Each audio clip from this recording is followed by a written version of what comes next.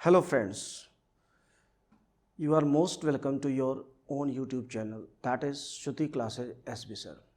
क्या आपको पता है कि प्रेजेंट इंडेफिनिट टेंस के एक सेंटेंस से प्रेजेंट, पास्ट और फ्यूचर तीनों तरह के समय का बोध होता है। चलिए आज मैं आपको समझाता हूँ। जैसे हम ये बोलते हैं Ram goes to school. Ram goes to school का मतलब हो गया राम विद्यालय जाता है। इसका तात्पर्य ये हो गया यह प्रेजेंट टेंस का बोध कराता है, प्रेजेंट टाइम का भी बोध कराता है। लेकिन दूसरा यह नियम है कि यदि भविष्य में किसी कार्य का होना निश्चित हो, निर्धारित हो, तो हम फ्यूचर टेंस के बजाय हम प्रेजेंट इंडेफिनिट टेंस का या फिर प्रेजेंट कंटीन्यूअस टेंस का प्रयोग करते हैं। जैसे अगर हम ये कहते हैं कि प्रधानमंत्री जी कल यहाँ आएंगे, तो यह बात निर्धारित है, निश्चित है। इसके लिए the prime minister will come here tomorrow यह नहीं होता है, यह ग्रामेटिकली इनकरेक्ट है। इसके बजाय हम यहाँ पर यूज़ करते हैं the prime minister comes here tomorrow, या हम ये भी कह सकते हैं the prime minister is coming here tomorrow. तो यह प्रेजेंट इंडेफिनिट टेंस का सेंटेंस है, लेकिन इससे भविष्य का यानी फ्यूचर टाइम का बोध होता है। अब एक और सेंटेंस लीजिए। जैसे अगर हम भूतकाल की किसी घटना के बारे में बताते हैं, कोई कहानी सुनाते हैं, कोई ऐतिहासिक बात बोलते हैं, तो हम हिंदी में भी बोलते हैं।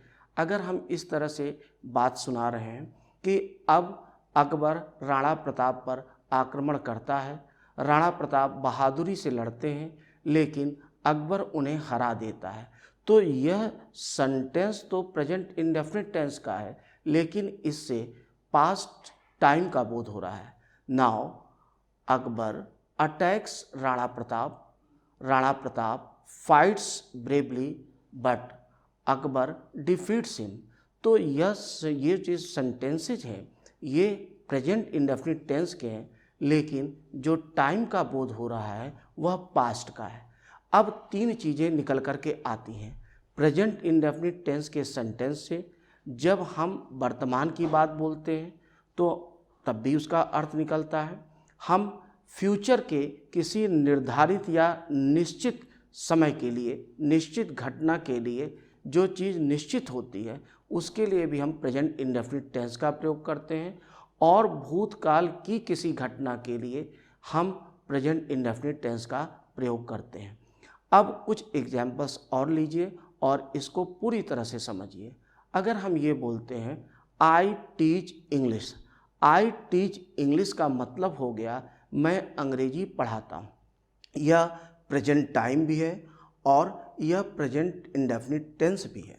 अब हम ये बोलते हैं, दो सेंटेंसेज में ज़रा फ़र्क समझिएगा कि I take the exam next year, इसका मतलब भविष्य में एग्ज़ाम होना तय है, मैं एग्ज़ाम में भाग लेना मेरा तय है।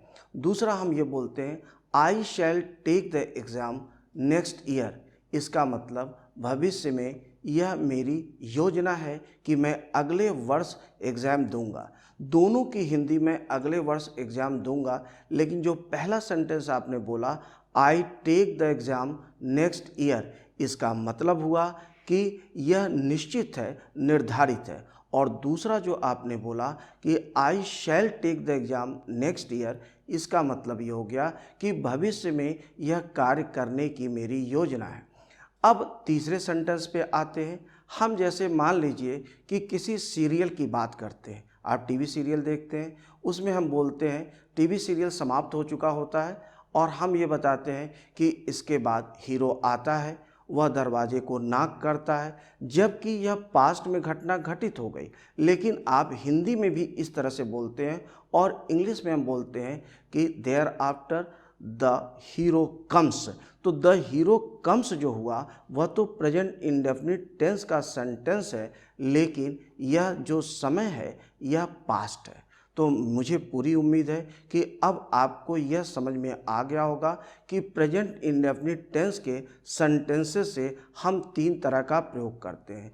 एग्जामिनेशन के पॉइंट ऑफ व्यू से भी ये बहुत इंपॉर्टेंट है, बोलचाल में तो ज़रूरी है ही, एग्जामिनेशन के पॉइंट ऑफ व्यू से भी बहुत इंपॉर्टेंट है और कई बार इससे एग्जाम्स में क्वेश्चंस पूछे जा चुके हैं। जैसे अगर हम बोलते हैं माई visa will expire, my visa will expire next year, तो यह गलत होगा, ग्रामेटिकली गलत है। माई वीज़ा विल एक्सपायर के बजाय हम बोलते हैं माई वीज़ा एक्सपायर्स नेक्स्ट ईयर, क्योंकि इसका होना निर्धारित है, निश्चित है, तो यहाँ पर विल और शैल का प्रयोग गलत होगा।